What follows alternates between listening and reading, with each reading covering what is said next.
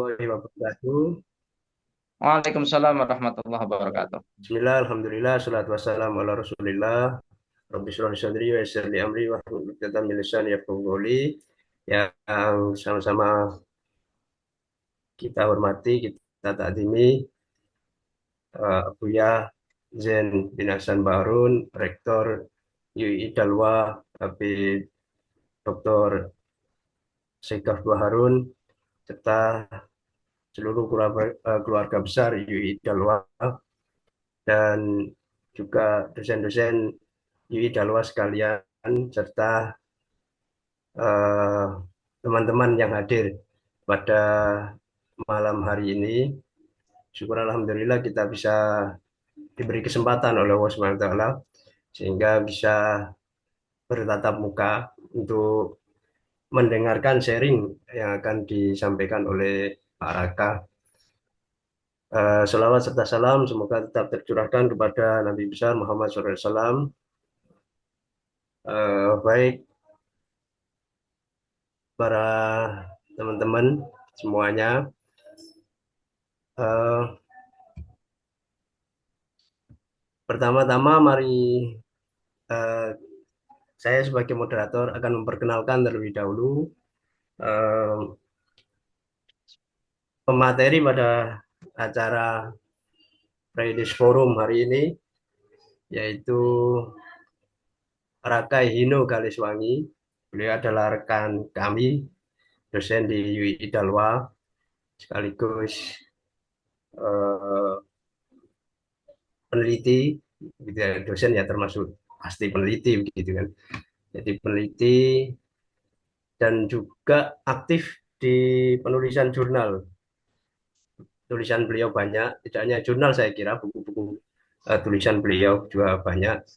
Tetapi yang paling menjadi apa, kebanggaan adalah tulisan beliau di Scopus gitu.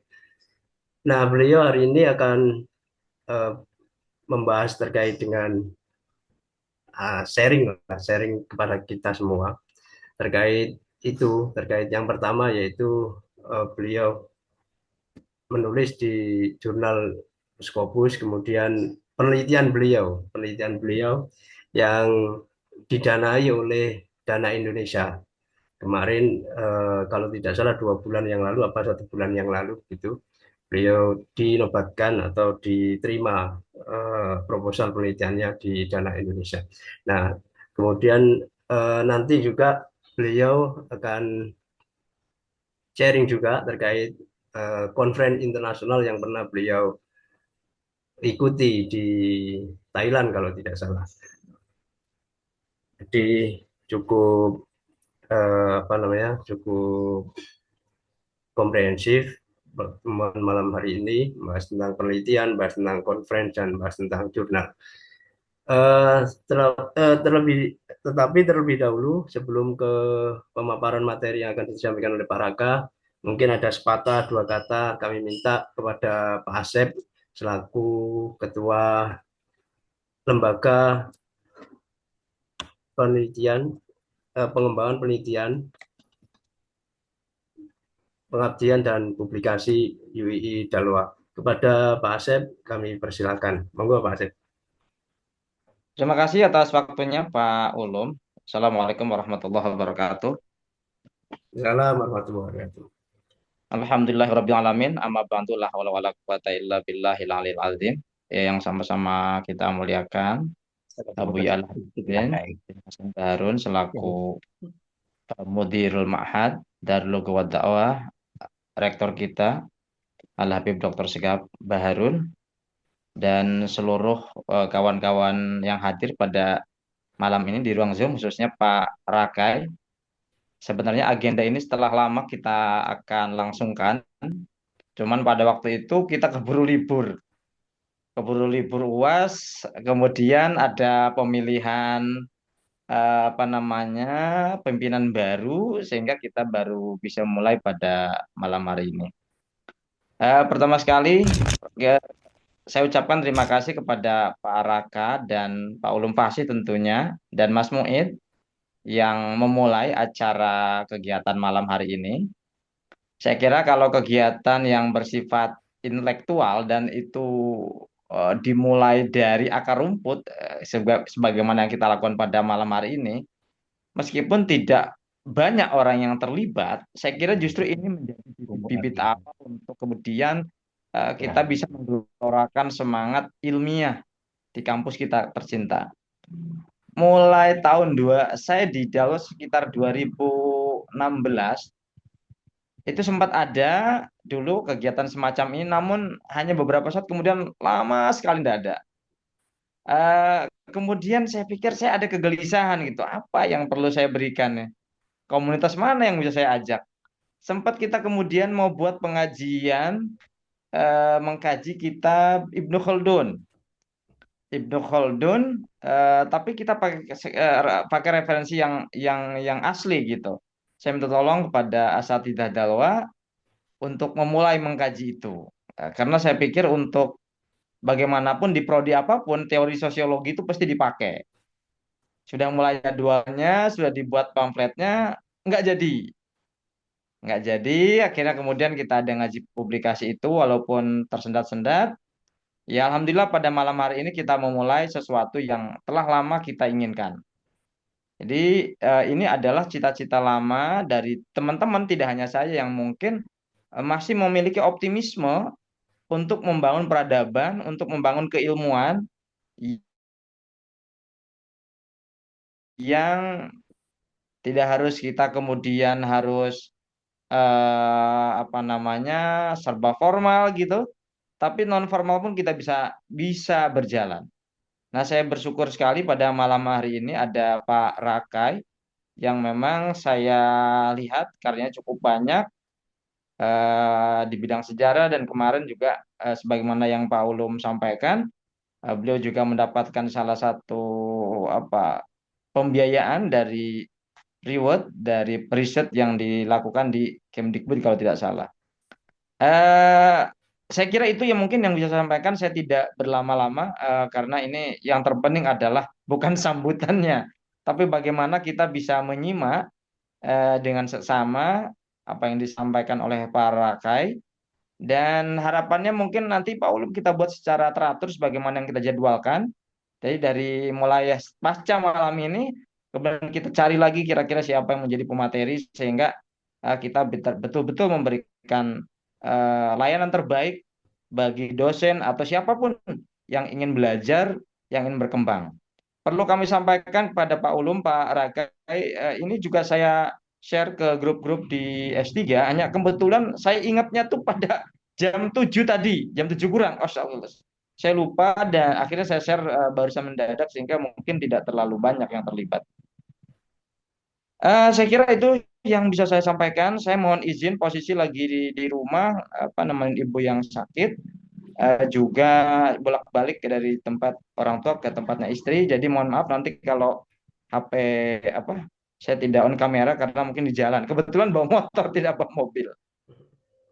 Kita awali pada malam hari ini dengan membaca Ummul Kitab surat Al-Fatihah. Mudah-mudahan pertemuan kita pada malam hari ini menjadi pertemuan yang membawa keberkahan dan istiqomah untuk sama-sama belajar.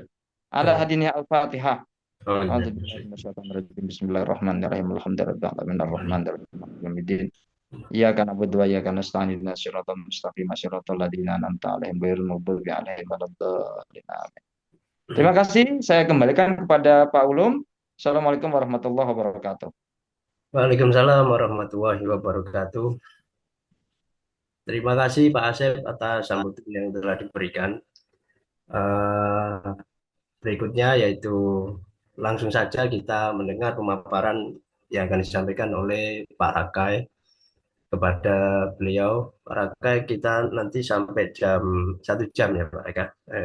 Jam kemudian nanti akan dilanjutkan tanya jawab gitu, diskusi tanya jawab. Jawab pada 1 jam ya. Ya, langsung saja Pak Raka, monggo saya aturkan kepada panjenengan Pak Raka, monggo dipersilahkan. Ya, baik, terima kasih Pak Ulum. Assalamualaikum warahmatullahi wabarakatuh. Waalaikumsalam warahmatullahi wabarakatuh. Waalaikumsalam warahmatullahi wabarakatuh. Bismillahirrahmanirrahim.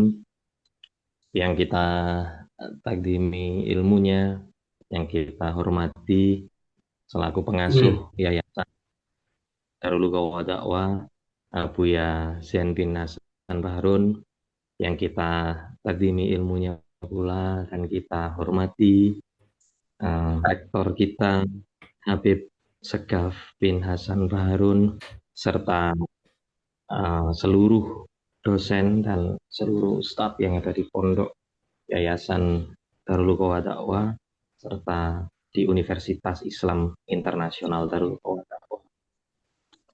Baik, Bapak Ibu sekalian, yang saya tidak bisa sebutkan satu persatu tanpa mengurangi rasa hormat panjenengan semuanya yang hadir pada malam hari ini.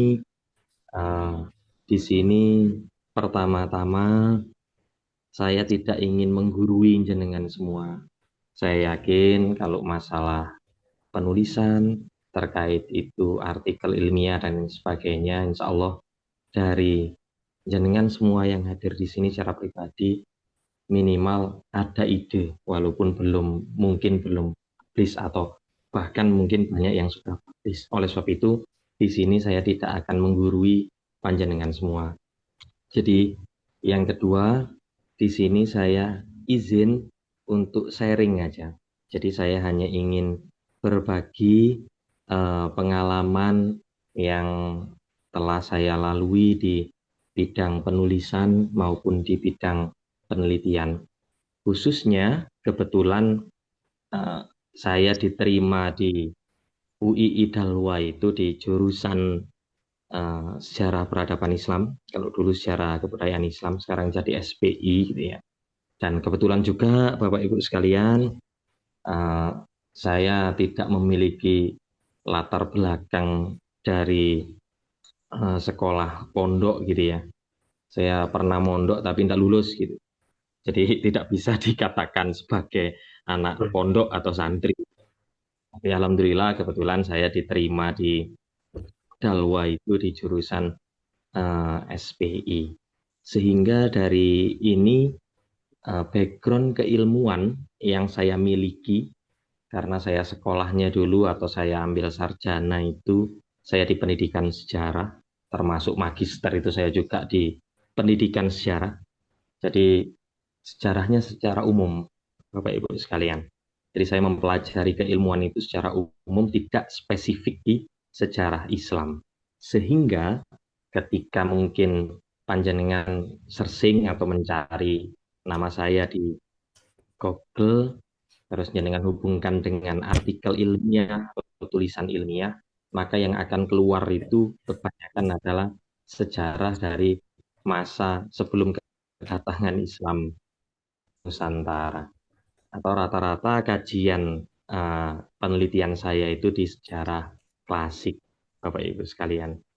Jadi itu sedikit mukadimah dari saya yang bisa saya sampaikan. Nanti saya akan mencoba berbagi seperti apa teknik ketika saya menuliskan artikel ilmiah itu dan dimunculkan ke jurnal, baik itu yang terakreditasi Sinta maupun terakreditasi Scopus.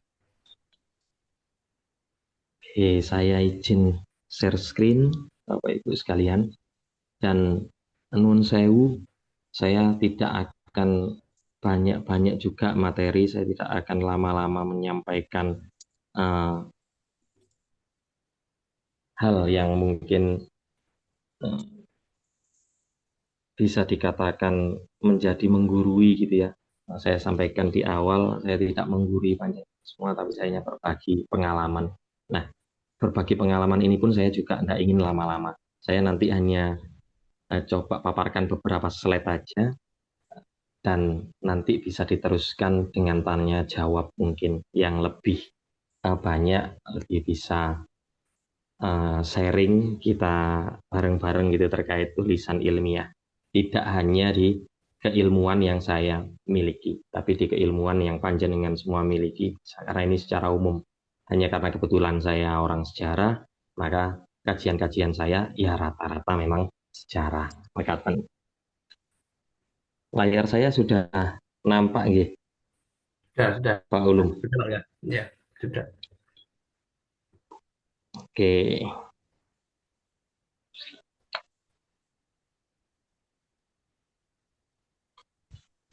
baik, Bapak Ibu sekalian yang saya hormati.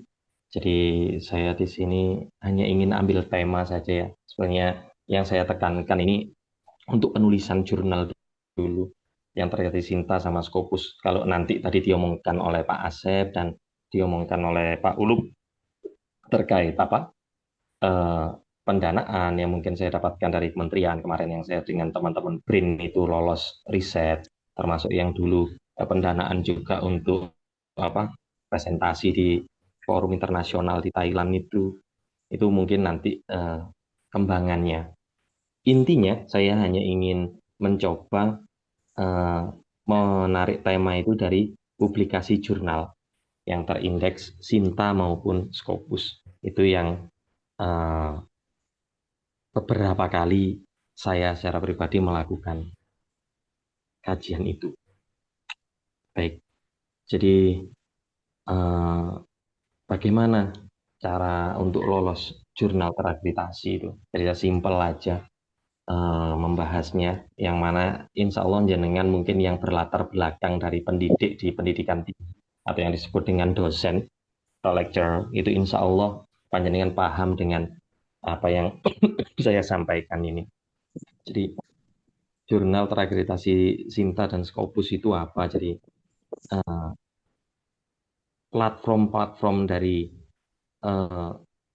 tulisan ilmiah itu rata-rata ketika kita sebagai tenaga pendidik maupun peneliti, gak hanya di wilayah kampus, tapi di wilayah riset, teman-teman periset itu yang sekarang gabung di BRIN, Badan Riset Inovasi Nasional itu, mereka akan ngincer dua platform ini rata-rata secara umum, walaupun nanti ada platform yang dari Rama, dari WOS, dan lain sebagainya, tapi rata-rata rekan-rekan itu mengincar dua platform ini. Kalau enggak Sinta ya, Scopus. Jadi gimana caranya bisa lolos itu? Yang pertama meningkatkan kualitas dan strategi publikasi ilmiah kita. Caranya meningkatkan kualitasnya gimana? Terus ada pentingnya publikasi, peningkatan kredibilitas, pengakuan akademik, dan kontribusi ilmu pengetahuan. Jadi untuk meningkatkan kualitas dan strategi publikasi ilmiah kita, tentunya kita harus banyak-banyak latihan tulis ya. Sekarang itu malah ada dibantu dengan yang namanya apa itu AI ya. Tapi nuwun sewu, kok saya itu sampai detik ini anu ya salah satu golongan yang mungkin tidak banyak menggunakan dari artificial intelligence. Kenapa? Karena ketika kita menggunakan AI itu, kita akan tumpul di ini nanti. Kualitas kita akan terdegradasi itu. Karena kita cenderung bahasa Jawanya itu jaga nih. Jadi kita cenderung bergantung kepada artificial intelligence ketika mungkin membuat pendahuluan, terus membuat kerangka dan lain sebagainya itu sah-sah saja sebetulnya. Tapi mohon maaf saya bukan salah satu di antara itu. Kenapa? Karena kualitas itu akan dipertanyakan ketika apa? Ketika nanti mempertanggungjawabkan apa yang kita tulis. Ini bahayanya, Bapak Ibu sekalian. Ketika kita cenderung menggunakan bantuan baik itu dari tim, kalau dulu sebelum ada AI itu banyak senior-senior saya yang sekarang jadi profesor-profesor itu, yang sekarang guru besar itu, rata-rata mereka punya tim tuh. Jadi satu orang itu ada timnya sekitar 10 sampai 15 orang. Saya termasuk pernah jadi salah satu tim dari seorang profesor dulu. Saya tidak mau sebut nama beliau. Nah, hal semacam ini nih yang terkadang nanti akan mempengaruhi kualitas penulisan kita. Ketika kita mampu menuliskan sesuatu, tapi kita tidak memiliki kualitas di dalam itu, bisa dikatakan bahwa seseorang ini menulisnya pasti ada bantuan atau ada cara-cara khusus yang mana seseorang ini tidak 100% menuliskan secara sendiri. Kalau dulu tulisan tangan, terus ada ketikan ya, sekarang ketikan. Minimal ngetik sendiri. Dibuktikan dengan apa? Ketika nanti misalkan dia presentasi di forum, baik itu forum lokal, nasional maupun internasional, ditanya katakanlah part per part, halaman berapa, di alinea berapa, itu dia tidak akan paham itu. Tapi saya yakin ketika kita menulis sendiri, kita mengetik diksi itu satu menjadi kalimat-kalimat, menjadi alinea sehingga menjadi bab dan menjadi rangkaian tulisan. Insya Allah kita akan bisa mengenali tulisan kita ketika analisis ini ada di halaman berapa, analisis ini ada di bagian penutup alinea yang mana. Itu. Jadi meningkatkan kualitas itu termasuk strategi dari publikasi ilmiah kita, yang mana kita usahakan jangan sampai kita menggunakan bantuan. Tapi kalau toh kejar setoran ya, atau kejar waktu itu ya enggak apa-apa. Itu juga dari pribadi orang masing-masing. Saya tidak mengharamkan itu, tapi untuk saya sendiri, saya usahakan saya akan mencoba meminimalisir bantuan baik itu dari tim maupun dari artificial intelligence untuk penulisan.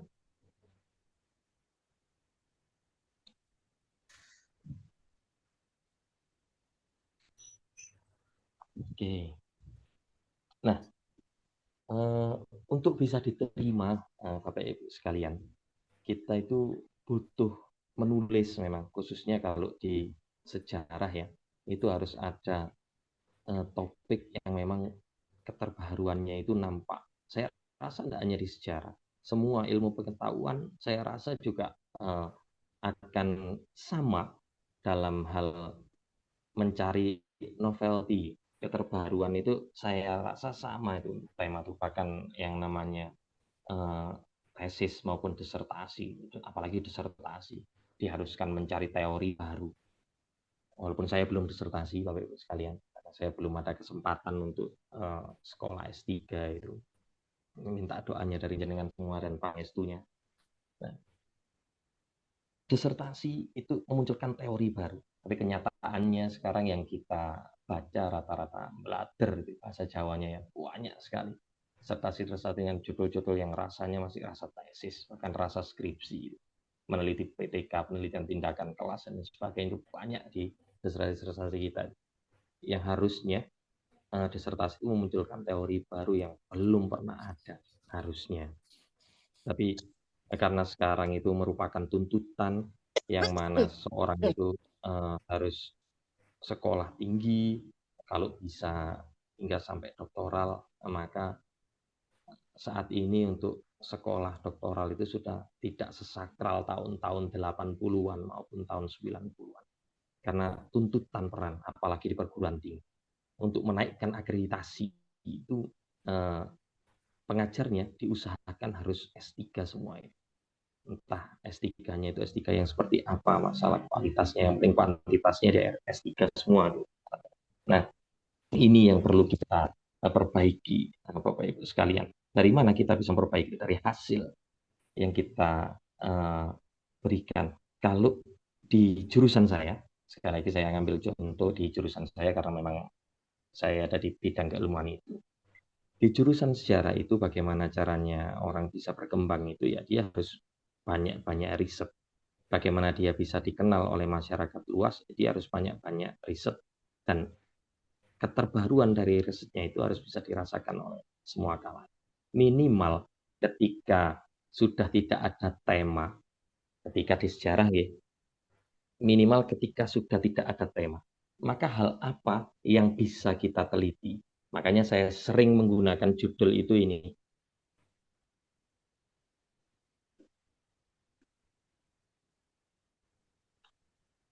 Deconstruction atau dekonstruksi. Jadi dekonstruksi itu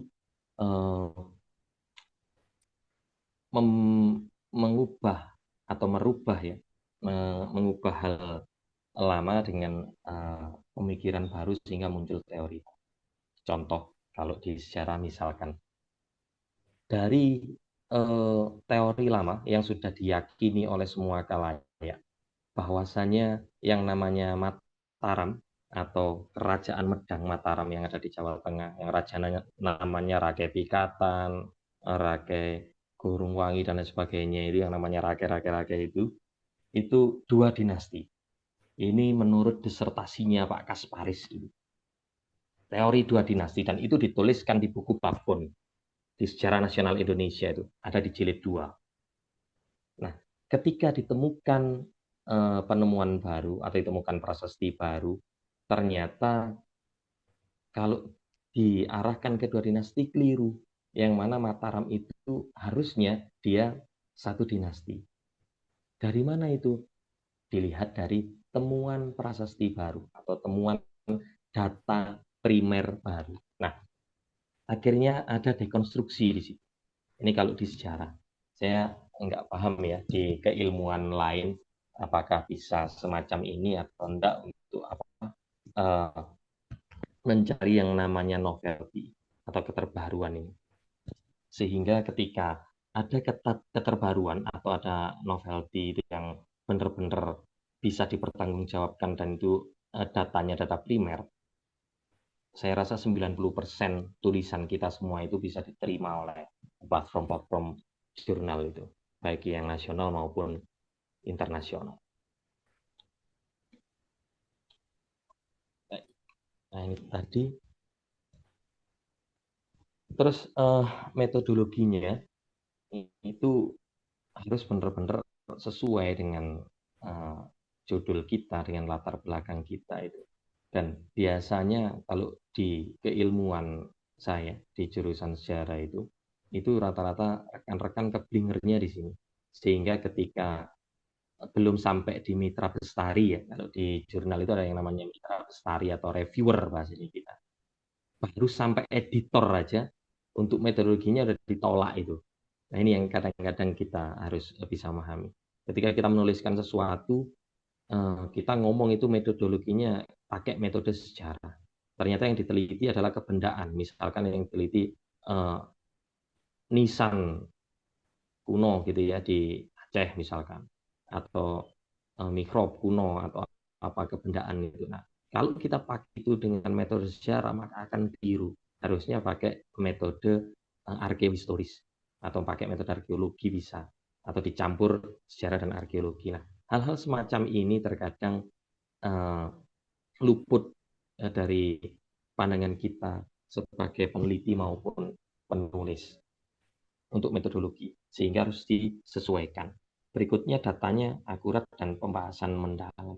Ini jelas, kalau data tidak akurat ya tidak mungkin diterima.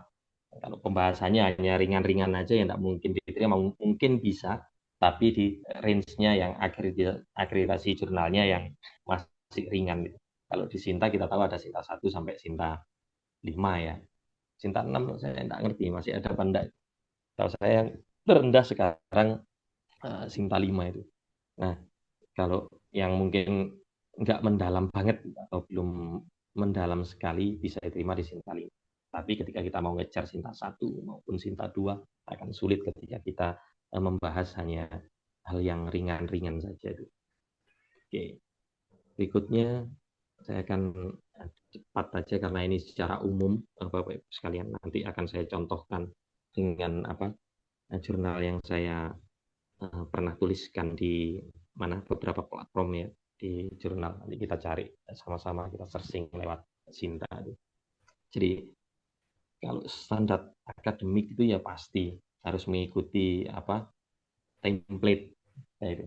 Dan template ini biasanya beda-beda Bapak Ibu sekalian. Jadi jurnal satu dengan jurnal lainnya biasanya beda. Entah itu baik di font, baik di kerangka itu beda-beda. Sehingga kita harus mengikuti alur dari template platform jurnal tersebut. Lalu untuk bahasa dan etika ini terkadang kita juga banyak kekurangan di sini. Nah, ini yang biasanya sekarang sedang marak ya. Kita pakai AI, terus untuk latar belakang kita munculkan dengan tema itu. Lalu setelah kita pakai AI, nanti kita garap sendiri, kita betulkan sedikit-sedikit gitu, dan itu ternyata juga masih bisa terdetek gitu ya. Tapi ada beberapa rekan juga yang berhasil, yang bisa bahasa Jawanya merekodio. Kalau bahasa Indonesianya itu teman-teman bisa mengaplikasikan dari hal yang itu dianggap sebagai AI, ternyata nanti deteksinya itu sebagai human. Ada yang bisa seperti itu. Kalau saya sendiri, saya belum pernah mencoba yang semacam itu. Mungkin nanti ketika kepepet akan saya pelajari yang semacam itu. Tapi ketika saya bisa mencoba untuk mengedit sendiri yang namanya diksi menjadi kalimat-kalimat, menjadi alinea-alinea, menjadi subbab-subbab, menjadi bab, dan sampai menjadi kerangka yang komplit, saya akan melakukan hal itu. Dan kapan ketika kita melakukan penulisan itu, ini yang penting Bapak Ibu sekalian. Kadang kita menulis itu hanya sesuai dengan kebutuhan kita. Ketika kita mau naik, contohnya untuk Bapak Ibu dosen misalkan, atau guru sekalipun, atau teman-teman periset yang ada di BRIN, ketika nanti ingin kenaikan pangkat gitu, atau mengurus hukum dan lain sebagainya, harus sibuk ingin nulis, ingin cari jurnal ini dan itu dan sebagainya. Nah, hal semacam ini seyogianya kita coba tanggalkan atau kita coba hindari itu, sehingga kapan waktu yang tepat untuk menulis itu, ya kapanpun. Kalau saya ketika ada waktu gitu nggih, saya 1 minggu sekali itu pasti saya sempatkan untuk menulis. Minimal saya punya judul dulu. Dari judul itu ketika saya buntu tidak bisa buat latar belakang, saya tinggalkan. Minggu depan kalau memang saya mood mau garap itu, saya garap. Kalau enggak, saya buat judul lagi yang baru.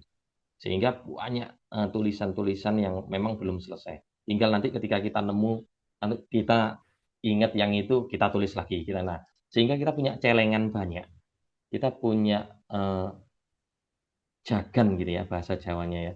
Kita punya celengan yang banyak untuk tulisan-tulisan dari kita sendiri. Sehingga nanti tinggal kita mau nerbitkan di yang mana ini sesuai dengan temanya. Kalau kebudayaan berarti kita harus cari jurnal antropologi. Kalau kemasyarakatan, kasus-kasus sosial, sekarang harus cari jurnal yang temanya sosiologi.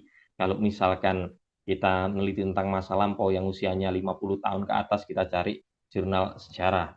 Kalau kita meneliti tentang kebendaan, kita cari jurnal yang background-nya arkeo.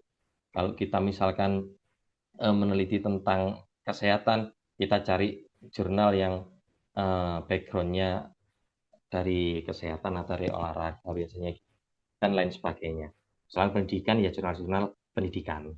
Bahkan di jurnal pendidikan pun mereka mau juga menerima jurnal sejarah asalkan temanya sejarah tentang pendidikan dan sebagainya.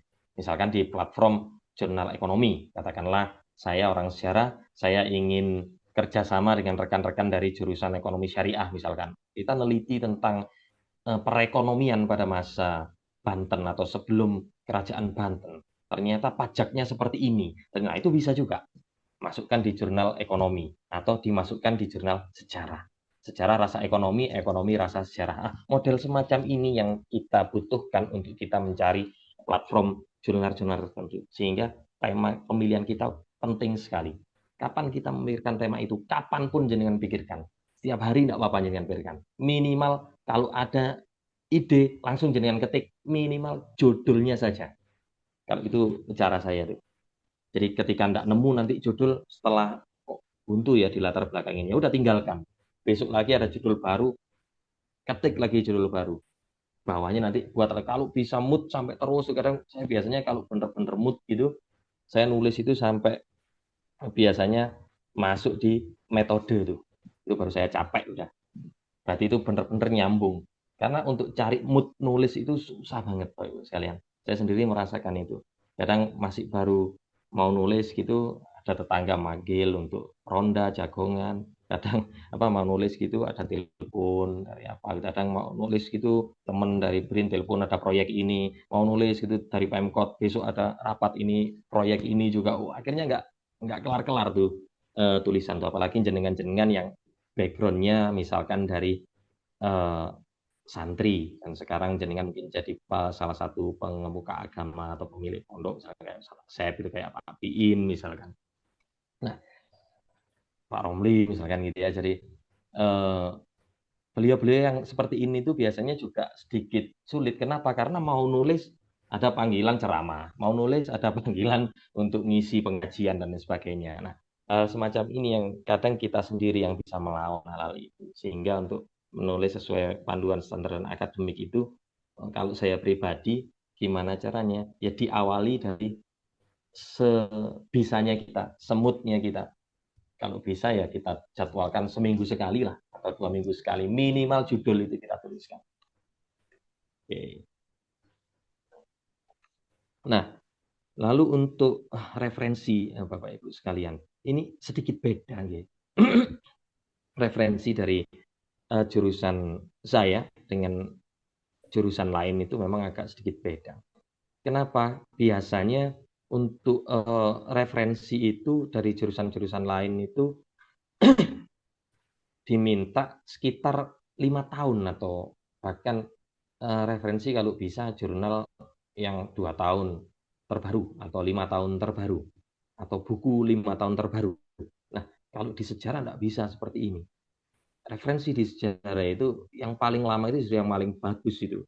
Misalkan kita meneliti tentang gerakan 30 September gitu. Kita mencari tulisan yang jurnal 2018, 2019, 2023 gitu. Itu akan kalah dengan tulisan-tulisan ilmiah yang terbit pada tahun 1970 atau 1968. Karena tahun-tahun itu masih dekat dengan peristiwa sehingga dianggap fresh. Jadi sumber-sumber data untuk kajian sejarah itu bisa memang pakai yang terbaru, tapi kita tidak menafikan juga kajian yang lama. Itu bedanya dengan di jurusan lain. Jadi ini biasanya yang menjadi perdebatan di antara kita itu. Kok bisa orang-orang sejarah itu diperbolehkan atau orang arkeo itu diperbolehkan mengambil referensi dari yang tahun 1800 sekian, 1823 dan sebagainya, 1922 misal. Ya karena data itu masih benar-benar fresh, lebih dekat dengan masa itu dibandingkan data-data sekarang yang cenderung data sekunder maupun atau bisa disebut dengan data tersier. Oke. Nah, ini kemarin kebetulan Bapak Ibu sekalian, saya menuliskan itu saya coba memang di Paramita ini ya. Jadi Paramita itu awalnya dia kreasinya dia Sinta 1, terus dia naik di Scopus. Scopusnya juga sekarang dia masih Q4 tercatatnya, walaupun dia umumkan sudah Q3 ya, tapi tercatatnya di Skimago itu dia masih Q4 itu.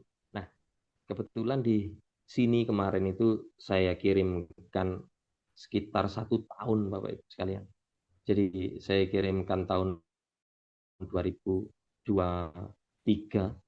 di review itu baru sekitar Januari 2024. Terus review sampai terbit di 2024. Sekitar 1 tahun memang menunggunya untuk yang Scopus. Itu pun saya enggak ngerti. Saya pikir itu jurnal-jurnal yang semacam ini enggak bayar karena di awal waktu itu enggak ada tulisannya. Sekarang di webnya ada tulisannya itu. Ada tulisannya ketika kita mau nulis sekian juta itu. Dulu saya pikir saya nulis ini itu gratis loh sekalian. Saya udah mengumumkan ke rekan-rekan tua saya berhasil cari Scopus yang benar-benar 0 rupiah. Ternyata ada email masuk itu. Email masuk ternyata bayar juga di situ tuh. Nah, Coba saya akan contohkan ya, Bapak Ibu.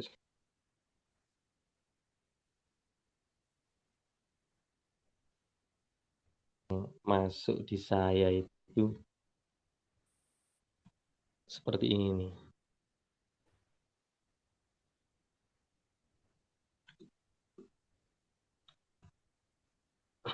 Saya pikir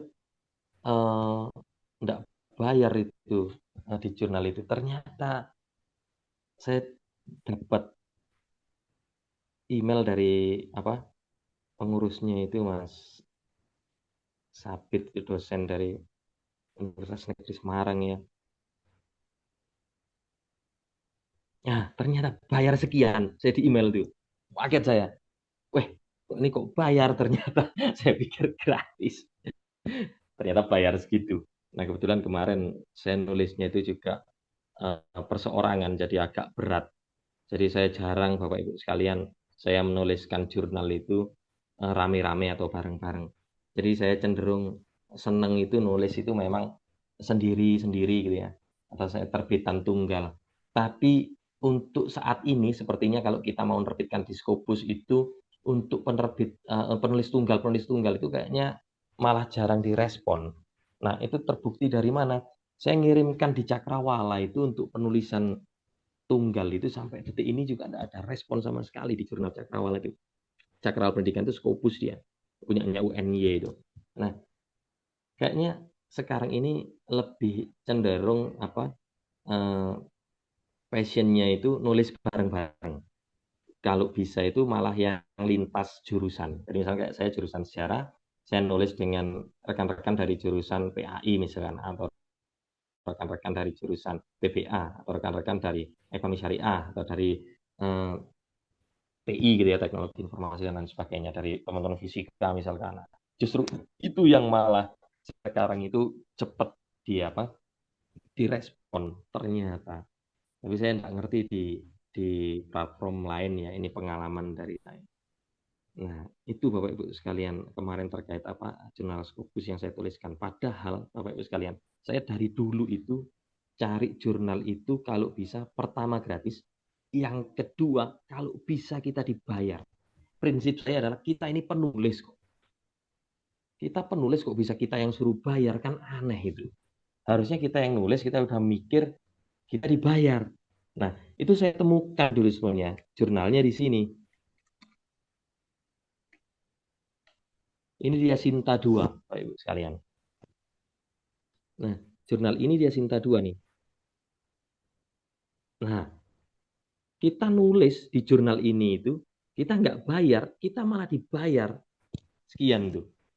Dipotong translate dan lain sebagainya. Tapi kan lumayan, kita nggak bayar, malah kita dibayar itu ketika terbit tulisan kita. Ini apresiasi kepada penulis sangat istimewa, jurnal-jurnal semacam ini itu. Nah, tapi saat ini terlebih ketika pemerintah menjadikan satu semua teman-teman riset itu di dalam badan yang sekarang kita kenal dengan BRIN itu, pendanaan untuk pembayaran penulis itu tidak ada. Jadi sekarang hanya ada jurnal gratis itu. Tapi kalau jurnal yang kita dibayar itu kayaknya udah sulit sekarang kita cari. Saya juga masih cari-cari itu yang semacam itu. Itu kira-kira dari beberapa pengalaman tulisan yang bisa saya bagikan ke panjenengan semua. Nanti mungkin kita bisa discuss saja nih. Di sini kita bisa diskusi aja bagaimana kiat-kiat mungkin tips-tips lain mungkin yang mungkin tadi belum sempat saya utarakan itu. Jadi lebih cenderung enak kita discuss saja. Nanti sembari saya tunjukkan beberapa poin-poin yang mungkin panjenengan semua misalkan menghendaki untuk ingin mengetahui itu, ya saya akan coba berbagi itu. Jadi saya tidak akan panjang-panjang untuk menjelaskan teknik penulisan dan sebagainya. Saya rasa jenengan sudah mahir semua rata-rata, terlebih yang mengajar di perguruan tinggi, insya Allah lebih bisa paham terkait penulisan maupun rekan-rekan yang ada di periset. Gitu Pak Ulum, kira-kira yang bisa saya sampaikan sedikit terkait pengalaman saya dalam penulisan jurnal bereputasi ya, baik di yang nasional yang tarafnya Sinta maupun yang internasional yang versionnya itu sekarang kita kenal dengan Scopus itu. Nah, itu kira-kira mungkin nanti ketika ada diskus atau ada diskusi kita bisa sharing-sharing yang lain, Bapak Ibu sekalian. Itu Bapak Ulum yang bisa saya sampaikan, kurang lebihnya mohon maaf. Akhirul kalam, wassalamualaikum warahmatullahi wabarakatuh. Waalaikumsalam warahmatullahi wabarakatuh. Terima kasih atas pemaparannya Pak Rakai. Lanjut dengan diskusi Pak Rakai dengan tanya jawab gitu. Mungkin dari teman-teman, monggo silakan ada yang bertanya atau sharing atau mungkin diskusi gitu, membuka diskusi. Monggo silakan bisa ditulis di chat ya, atau langsung angkat tangan biar langsung bertanya secara langsung begitu. Monggo silakan teman-teman yang sudah hadir. Saya Paulum ingin bertanya, Paulum. Oh iya, monggo Pak Asep. Langsung saja Pak Asep. Baik, terima kasih atas waktunya. Assalamualaikum warahmatullahi wabarakatuh. Waalaikumsalam warahmatullahi wabarakatuh.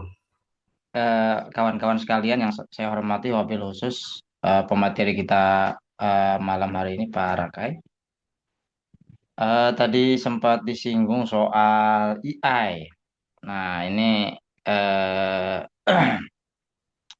saya ingin tahu bagaimana pendapat Pak Rakai sendiri soal AI itu. Karena terus terang, satu sisi produktivitas hari ini banyak orang ya bisa menulis macam-macam, tapi pada sisi yang lain, saya tuh ada di dalam hati saya ada kekhawatiran besar itu. Ada kekhawatiran besar bagaimana nasib ilmu pengetahuan ke depan ini. Saya terus terang bimbing mahasiswa di tesis atau disertasi itu banyak saya temukan itu yang AI. Dan tidak jarang juga dosen juga ngoreksinya pakai AI juga gitu. Sehingga yang terjadi adalah eh, kuliahnya AI yang ngoreksi AI nanti wisuda juga kira-kira ya tamat tuh karena AI. Dari situ saya udah beberapa bulan ini lemes gitu sebenarnya. Lemes itu ya apa ya kayak nggak apa gitu loh. Jadi saya eh, ya marah pada diri saya sendiri karena nggak bisa melakukan apa-apa terhadap situasi seperti itu.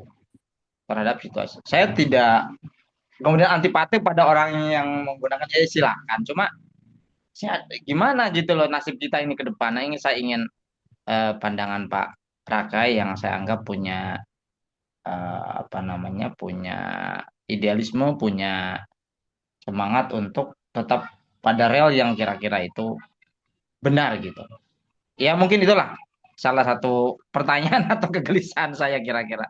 Terima kasih Pak Ulum. Assalamualaikum warahmatullahi wabarakatuh. Waalaikumsalam warahmatullahi wabarakatuh. Baik, Pak Rakai, monggo langsung dijawab pertanyaan dari Pak Asep terkait dengan AI itu. Monggo, Pak Rakai. Oke, matur nuwun Pak Asep. Jadi seperti yang saya paparkan tadi, sempat saya singgung sedikit ya Pak Asep ya. Saya juga bukan orang yang antipati terhadap rekan-rekan yang memakai AI. Jadi saya sendiri juga mungkin ke depan dalam beberapa hal kemungkinan juga akan membutuhkan itu. Tapi untuk saat ini ketika saya bisa mengerjakan dengan pola saya seperti tahun-tahun 2012, 2010, saya akan tetap memakai metode yang saya gunakan tanpa saya menggunakan teknologi yang baru yang cenderung mungkin menurut saya pribadi akan menjadikan kita itu sedikit dalam tanda kutip itu akan malas itu untuk mengolah pemikiran kita.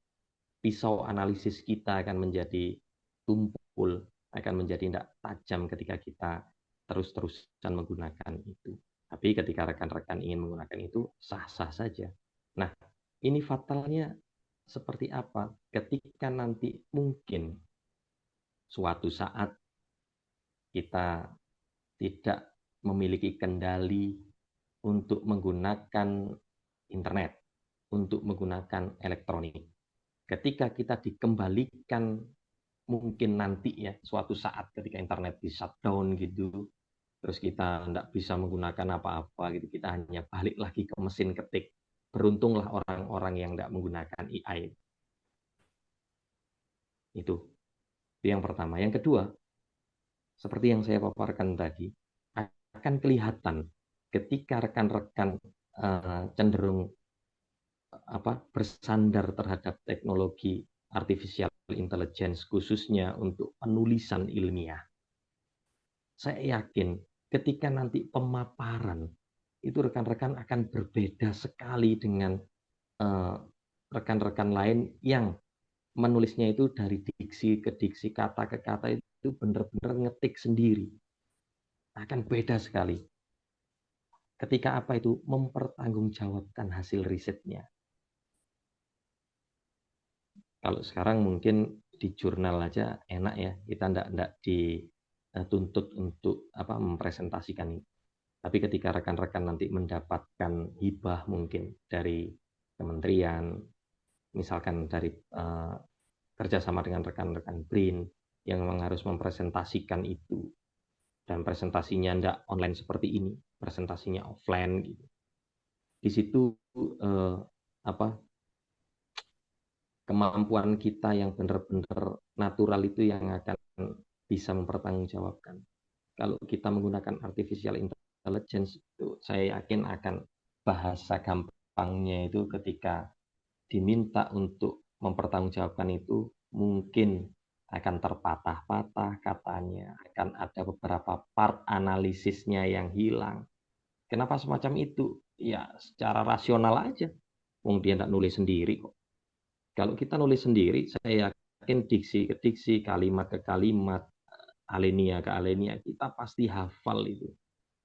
Nah, terlebih kalau di jurusan saya, kenapa saya tidak memakai AI? Apalagi kajian-kajian yang saya dalami. Saya sudah ngomong tadi, kajian saya atau spesifikasi keilmuan saya itu di sejarah klasik. Sejarah klasik itu rata-rata data primernya, kalau tidak menggunakan prasasti itu menggunakan naskah. Prasasti itu bahasanya sekarang udah punah, aksaranya udah punah. Semua orang jarang yang bisa baca, lagi naskah. Bahasanya juga sudah hampir tidak diketahui oleh orang-orang sekarang. Itu bahasa Jawa kuno, pakai bahasa Jawa Kawi. Ketika kita masukkan itu ke artificial intelligence, itu akan nggak karu-karuan jadinya.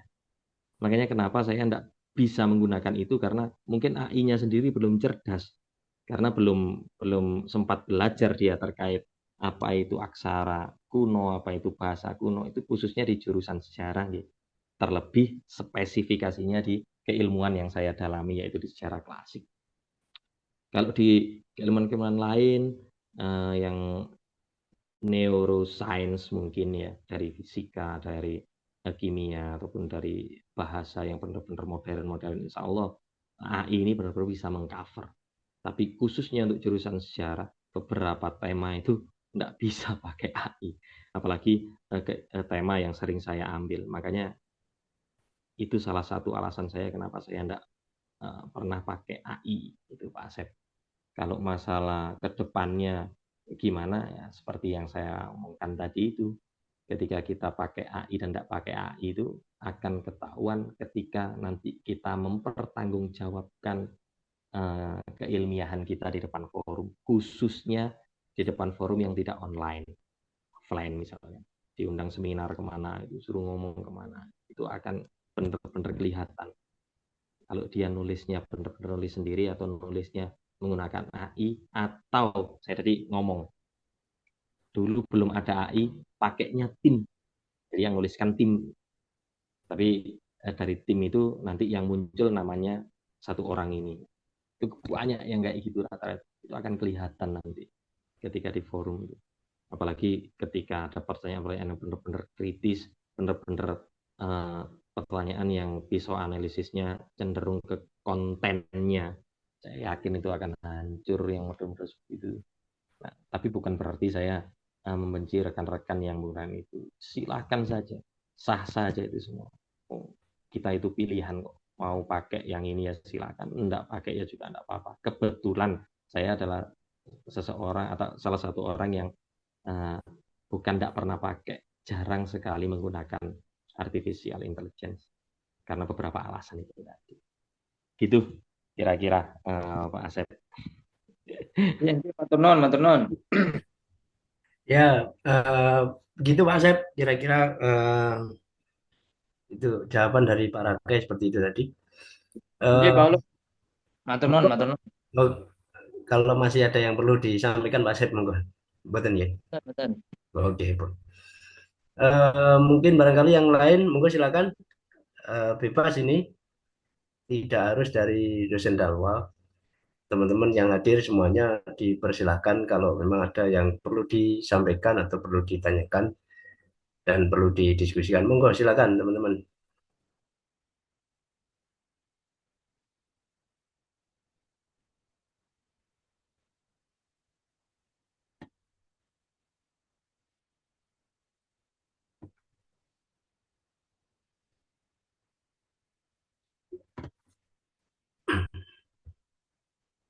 Oke, baik. Pak Rakai, ini ada yang tanya via chat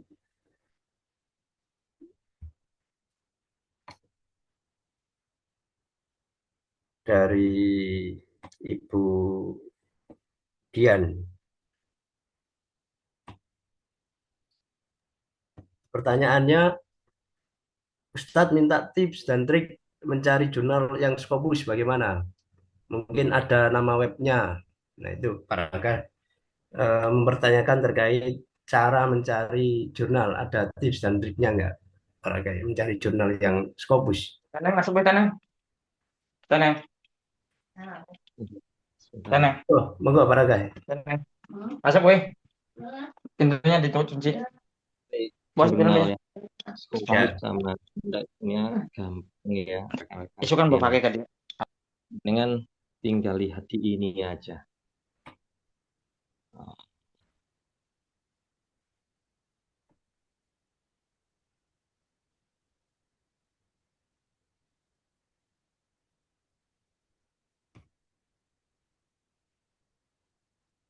Nah, di Simago ini jenengan ketik jurnal sejarah misalkan. Ada nggak kalau bahasa Indonesia ya dia. Jadi di sini akan muncul banyak sekali apa jurnal-jurnal yang berhubungan dengan tema yang jenengan ketikan tuh.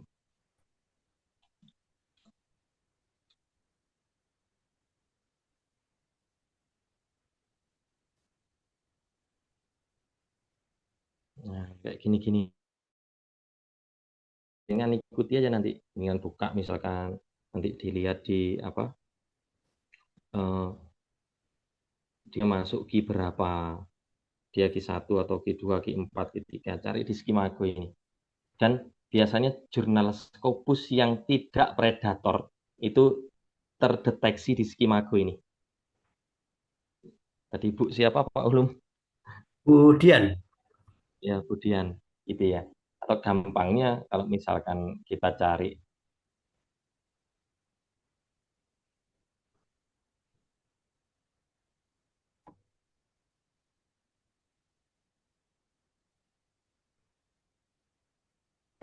langsung aja cari di Sinta gitu.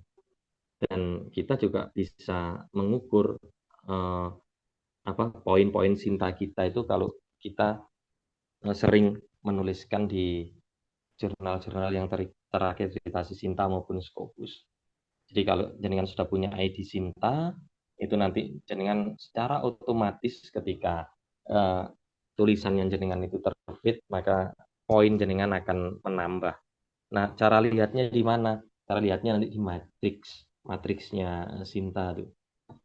Ini kok internet saya agak error ini. Itu yang di Skimago tadi itu ini Pak Raga. Apakah memang berbayar atau yang gratis itu bisa dicari di situ ya? Ya, nanti kan lihat di ininya, Pak Ulum apa, eh, di depan home-nya dia. Jadi setiap Oh, jurnal itu ada home, home jurnalnya. Nanti lihat di rumah jurnal di apa home-nya itu di depan itu akan ada kriterianya dia. Dia berbayar atau enggak berbayar ada semua di situ berapa US dollar itu kelihatan di situ semua tuh. Yang penting webnya kita masuk di webnya dulu. Apa Pak Ulum bisa enggak ya eh, share screen ya? Ini agak lemot anu saya apa internet saya nih. share screen yang apa Pak Raga? Cari Sinta coba. Dengan share screen, terus dengan masuk di webnya apa Sinta. Sebentar, saya coba dulu Pak Raga.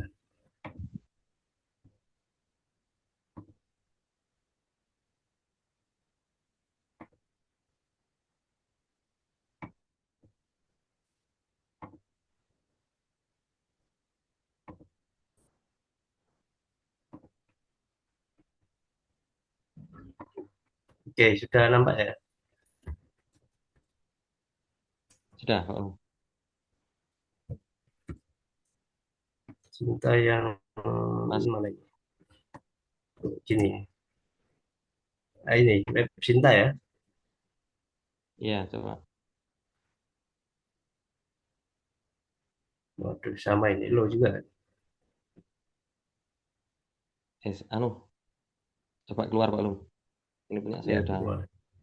Oh, sudah ada. bisa nih. Oke, bentar, bentar.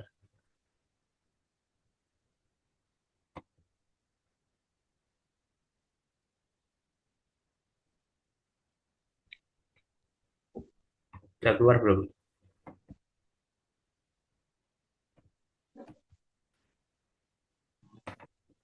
Klik ke saya yang berbagi.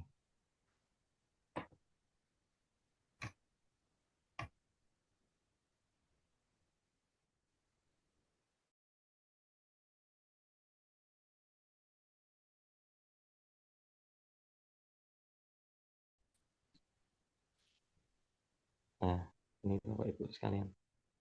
Jadi kita cari di sini nih.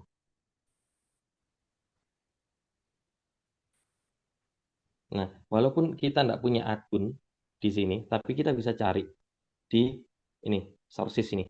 Jadi jenengan buka Sinta, Kemendikbudristek ya. Nanti jenengan cari sources ini. Jenengan klik jurnal.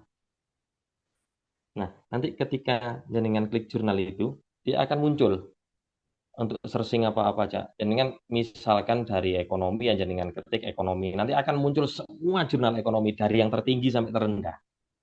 Terus yang akreditasinya Scopus juga ada di situ. Kalau yang pendidikan, cari pendidikan. Nanti dari yang tertinggi sampai terendah akan ada semua akreditasinya situ.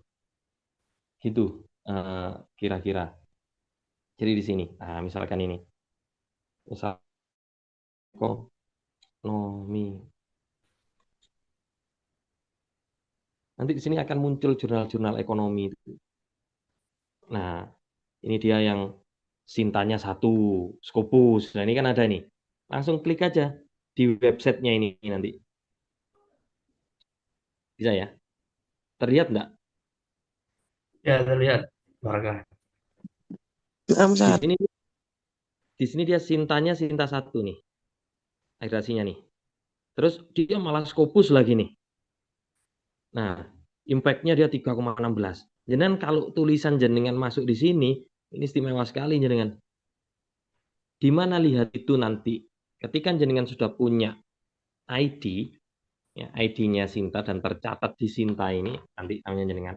Jenengan dia di affiliation. Di kampus mana jenengan sebagai dosen, apa jenengan sebagai mahasiswa. Itu pasti ada itu nanti namanya jenengan. Nah, ini dia akan terus. Di bawah nomor 2 ada ini, Jurnal Ekonomi dan Bisnis Islam. Dia Sinta satu, tapi belum Scopus. Punyanya UNER. Nah, ini kan ada nih. Nanti langsung aja klik websitenya ini. Klik, nanti dia akan keluar. Apa? jurnalnya itu. Nah, kayak gini nih misalkan. Nah, terus dia di sini kita lihat tahunnya berapa, dia bayar apa enggak, nanti dia mulai berapa, terus dia terindeks Sinta berapa, apa-apa aja setiap tahunnya dia keluar. Nah, cara gampang cari jurnal itu ya di situ.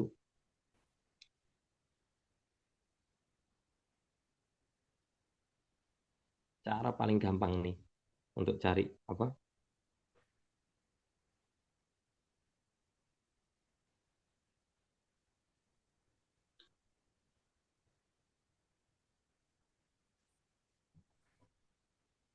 Tadi cari search, jurnal, terus ketik jurnal apa aja udah. Misalkan pendidikan ya pendidikan, pendidikan. Nanti yang paling tinggi apa tuh jurnal pendidikan? Jurnal pendidikan IPA Indonesia itu yang paling tinggi dia. Sintanya Sinta 1, Scopus, Garuda, dia dari Semarang. Nah, gini-gini nih Bapak sekalian. Jadi kita enak banget cari jurnal itu. Terus nanti untuk melihat dari orang-orang itu misalkan kayak di kampus kita ya, saya ketikkan aja. Nah, ini misalkan nih. Ini akan kelihatan nanti siapa-siapa yang sering nulis. Nah, di Dalwa ini ada 92 authors atau bisa jadi 92 dosen yang aktif menulis di tercatat di Sinta itu. Di sini akan terlihat nanti siapa yang nomor satu. Oh, ternyata Habib Sgaf, ya Sinta skornya dari 3 tahun terakhir 307 poinnya. Untuk totalnya 434. Pak Hanif 657, Sinta skor 3 tahun terakhirnya 304. Ada Pak Farid, total skornya 700. Untuk yang 3 tahun terakhir ini poin beliau 292. Ada punya saya 318, terus 161 untuk yang 3 tahun, terus satu salah, ada 1 dan seterusnya. Nah, ini dilihatnya dari mana, Bapak Ibu sekalian? Nah, dilihatnya untuk mencari ini, untuk mencari skor ini, skor Sinta ini, kalau ini secara keseluruhan, kalau yang ini 3 tahun terakhir ini, nyarinya di mana ini, atau lihatnya di mana? Kita ketik aja namanya orang, kita enggak masuk ke akun kita juga bisa. Kita ketik namanya orang itu, terus carinya di matrix ini. Bisa ya tadi ya? Jadi ada artikel, ini nanti apa aja artikelnya yang keluar, nanti dia Scopus, Garuda, Scholar, nah ini dia bisa keluar gini-gini nih. Terus carinya dia nanti di matrix, matrix ini. Nah, ada di matrix ini untuk melihat poin-poinnya seperti apa. Nah, ketika di matrix akan muncul kayak gini Pak Ibu sekalian. Ketika dia nulis Scopus, nilainya 40 poinnya. Kalau dia nulis 1 berarti tahun ini dia dapat 40 poin. Kalau 2 berarti 80 gitu. Dan dia terperinci di sini. Jadi kan bisa lihat total punyanya orang termasuk punyanya jenengan sendiri. Sehingga ketika jenengan ingin menambah poin Sinta jenengan, ini yang harus jenengan penuhi. Sehingga nanti di total bawah itu sekian, sekian, sekian. Dan untuk mengupdate itu atau jenengan masukkan sendiri lah, itu baru jenengan buat akun yang login ini. Itu kira-kira Bapak Ibu sekalian. Jadi nyarinya kalau tidak di Skimago, di web Sinta. Gitu nggih, Budian atau Ustazah Dian, kira-kira.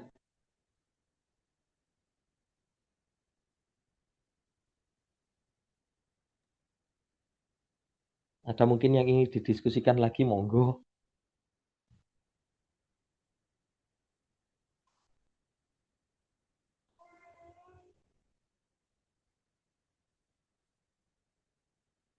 Halo, Pak Ulum?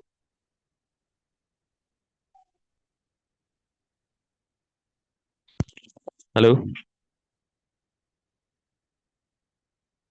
Kayaknya terlempar ini Pak Ulum ini.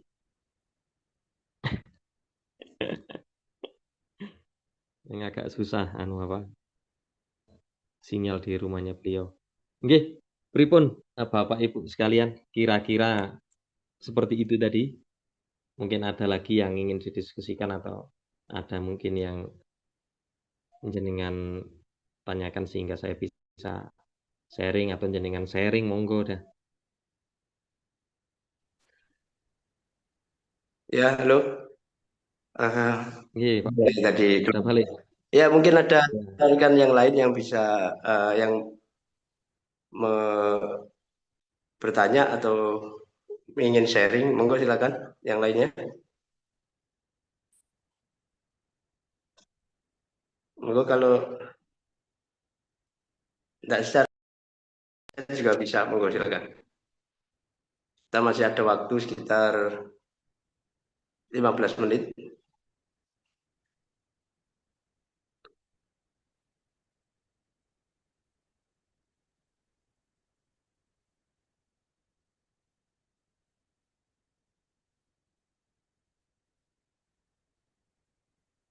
Tapi untuk ini Pak Raka, mungkin teman-teman yang lain juga ingin tahu ini gimana caranya agar tahu informasi terkait dengan penelitian Pak Raka. Ada info penerimaan proposal penelitian itu di mana, mungkin ada webnya atau bagaimana, itu juga yang terus ya, yang dari kampus kan ada Litap Dinmas itu yang mesti apa setiap tahun kalau tidak salah ya itu. Nah, nanti biasanya Satasep yang sering memberitahukan ke kita itu. Tapi selain itu sebenarnya ada juga Bapak Ibu sekalian, kita bisa ambil dari punyanya kementerian, baik itu yang dari kementerian sesuai dengan tema, bisa Kementerian Keuangan, bisa Kementerian SDM, bisa Kementerian PU gitu ya, bisa tergantung dengan apa tema yang mau jenengan ambil. Kebetulan karena saya ini di bidang sejarah, maka kemarin itu saya sempat coba masukkan ke ini sebetulnya punyanya Kementerian Pendidikan dan Kebudayaan. Tapi karena sekarang kebudayaan itu menjadi kementerian sendiri, maka platform dari pendanaan ini menempel kepada Kementerian Kebudayaan. Kemarin itu saya coba buka di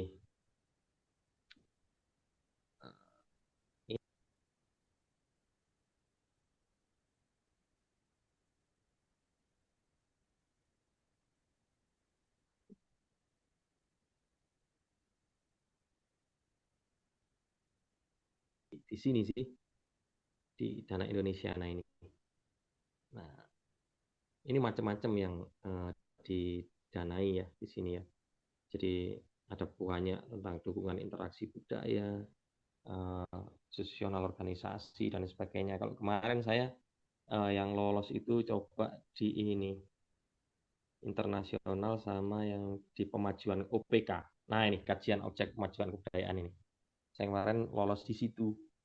Jadi kemarin saya ajukan 86.700.000. Di ACC-nya hanya 86 juta, dipotong 700.000. Alhamdulillah. Teman-teman saya ada yang ngajukan 150, hanya di ACC 90. Ada yang ngajukan 220, di ACC-nya hanya 80. Itu akan ribet ketika mereka otak-atik RAB namanya itu.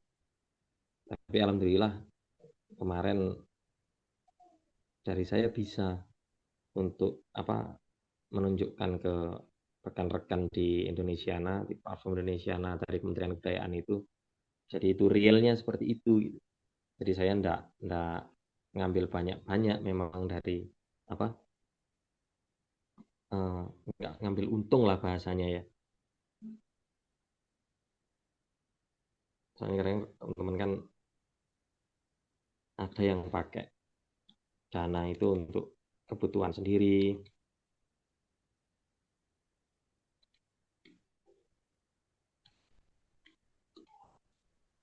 Coba saya bukakan sih. Saya kok lupa password saya nih.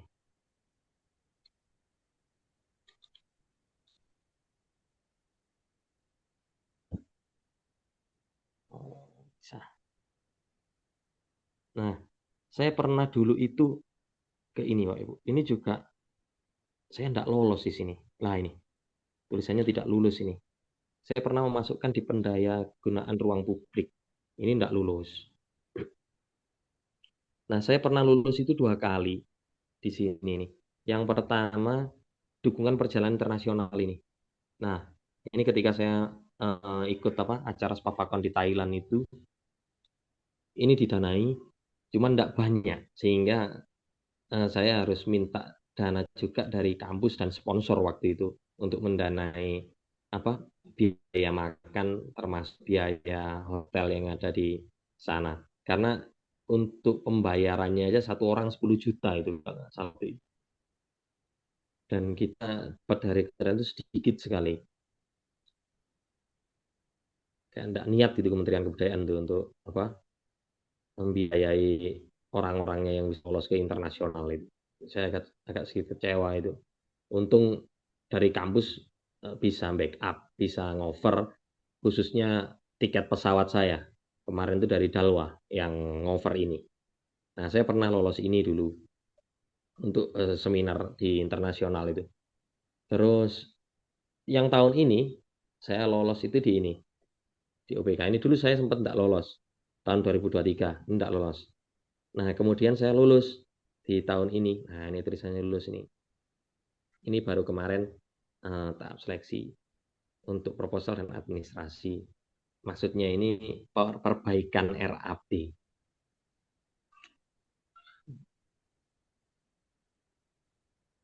Nah, jadi kita membuat proposal semacam ini langsung aja kalau Bapak Ibu sekalian ingin ada ide terkait yang sama di kementerian ini. Ini contohnya ya, di kementerian lain banyak yang model kayak gini. Silakan dengan cari sendiri-sendiri itu. Nah, nanti dia sebagai apa, deskripsinya apa, dituliskan gitu ya. Baru pendanaan. Maaf, saya pendanaannya 86 177 280. Nah, terus kita munculkan RAB di sini, profil, portofolio dan lain sebagainya, termasuk yang sulit. Kalau di sini nih, di Indonesia ini yang paling sulit ini Bapak Ibu sekalian. Nah, ini sulit sekali. Rekomendasi dari pemerintah bidang kebudayaan. Kalau jenengan di Kementerian Ekonomi ya dari perekonomiannya Pemkot, biasanya dari Bapeda ada rekomendasi. Nah, ini biasanya kita harus kenal di dalam. Kalau nggak gitu, kita harus memberikan karya-karya apa yang pernah kita sumbangkan untuk kota tersebut. Sehingga ketika kita minta rekom dari pemerintah daerah yang ada di kota itu, kita bisa menunjukkan saya sudah memberikan ini ke kotamu. Saya sempat ngisi seminar ini, saya sempat memberikan kajian ini pada tahun sekian. Sekarang giliran saya minta bantuan rekom saya untuk dapat pendanaan ini, gampangannya gitu. Ini yang biasanya sulit tuh. Tapi kalau jenengan punya link, jenengan punya prestasi di kota itu, jenengan pernah ada sumbangsi di kota tersebut, insya Allah lancar. Tapi sekarang ada media yang bisa memberitakan kan. Itu dari sini terus kemarin kita dapat email, Bapak Ibu. Dapat email itu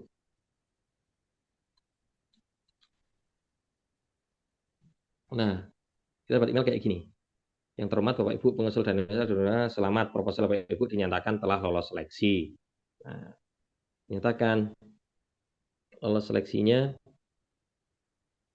untuk apa?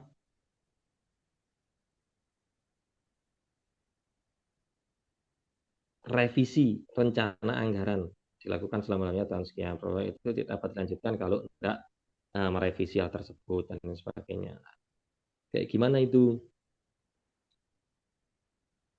pendanaan modelnya itu yang harus direvisi. Waduh, nggak ada baca PDF-nya ya.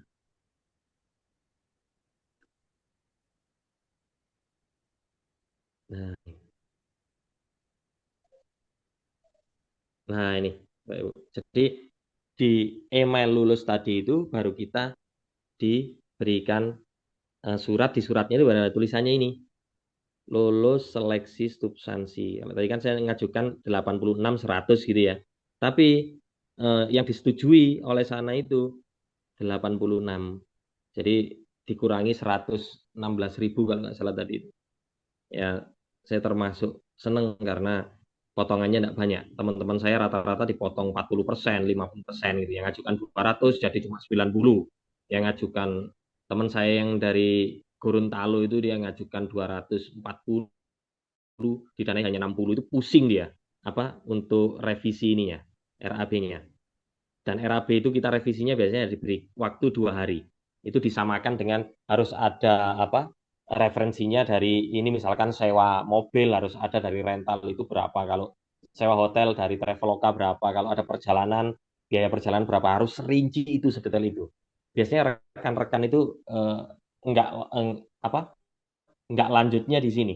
Ketika sudah review proposal sama RAB ini enggak lanjut. Kenapa? Karena mereka untuk revisi RAB itu males. Dari dana 250 hanya danai 60, itu kan turunnya jauh banget itu. Mereka lulus tapi hanya didanai sekian, tinggal kamu mau ambil apa enggak. Kebanyakan enggak diambil. Nah, alhamdulillah saya dari dana 86 100 sekian itu didanainya 86. Hanya revisi 100.000 kan enggak masalah dibandingkan revisi harus 40 juta gitu. Nah, gitu kira-kira Bapak Ibu sekalian terkait apa pengalaman selain di bidang penulisan ya, yang mana penulisan itu bisa kita munculkan juga di bagian apa proposal penelitian. Yang proposal penelitian itu akan bisa mendanai penelitian kita. Tips dari saya sih kita tidak usah jaga nih gitu ya, atau kita bahasa Jawanya jaga nih, kita tidak usah mengandalkan dana dari dalam, kalau bisa kita ambil pendanaan dari luar. Saya dari beberapa tahun kemarin sempat ketika apa KKN juga saya ditawari oleh rekan-rekan itu ngajukan PKM apa enggak ya, biar untuk rekan-rekan yang di dalam majalah saya tak cari di luar untuk pengabdian masyarakat dan apa penelitiannya. Toh nanti juga suratnya itu bisa diklaimkan di kampus. Yang penting sama-sama penelitian pada masyarakat. Itu kira-kira untuk apa proposal dari kementerian yang mungkin bisa diambil dari sisi penulisan kita atau penelitian kita ya, yang berimbas pada pendanaan terhadap penelitian kita itu. Walaupun kita tidak pakai dari kampus, kita bisa pakai dari kota atau provinsi atau nasional, bahkan internasional. Itu kira-kira Pak Ulum. Baik, terima kasih Pak Raka. Teman-teman yang lain apakah masih ada yang perlu ditanyakan? Monggo silakan. Satu lagi Menawi. Mungkin satu lagi kalau masih ada.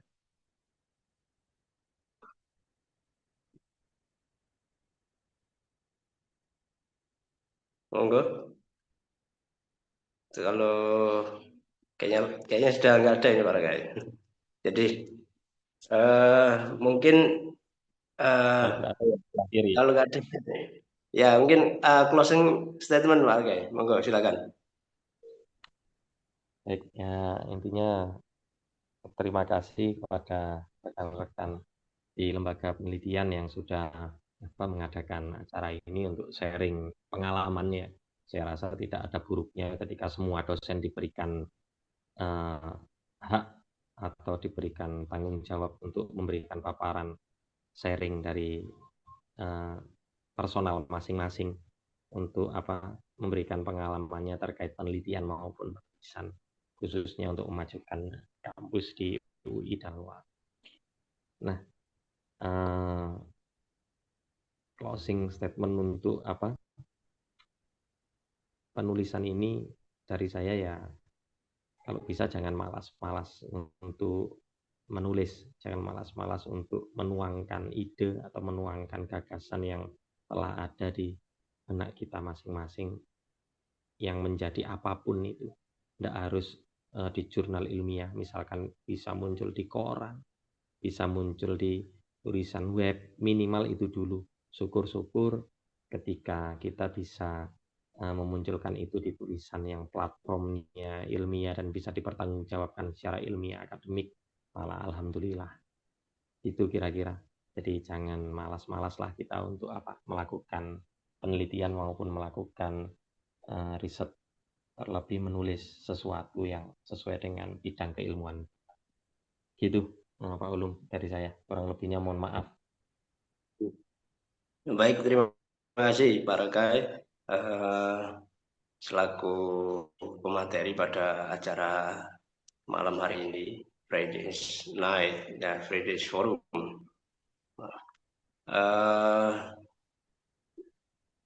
Karena waktunya sudah membatasi untuk acara malam hari ini, artinya sudah cukup dan sudah para peserta juga sudah tidak ada yang bertanya.